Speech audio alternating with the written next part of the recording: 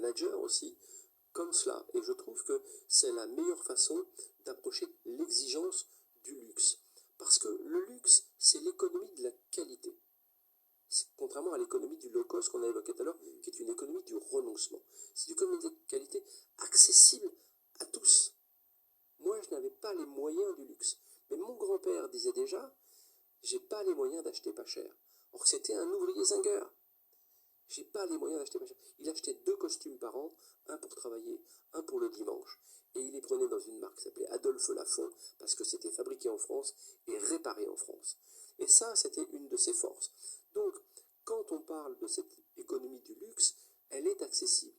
Et pourquoi elle est accessible? Parce qu'elle va permettre à l'ouvrier spécialisé de s'émanciper et d'avoir une réponse très sociale, très moderne. Ce qui était écrit d'ailleurs chez un compagnon de Montauban, salaire honnête ou repos, du premier naît l'harmonie, du second naît l'anarchie.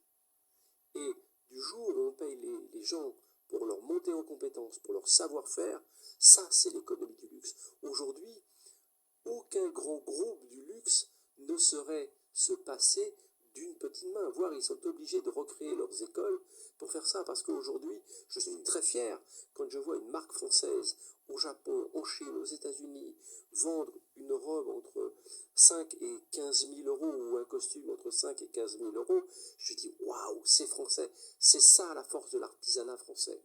Et je pense que cette économie de la qualité, il faut la défendre, parce que quand vous rentrez en apprentissage dans une très très bonne maison, que vous avez cette accessibilité-là, votre salaire et tout le salaire de votre vie va dépendre du point de démarrage.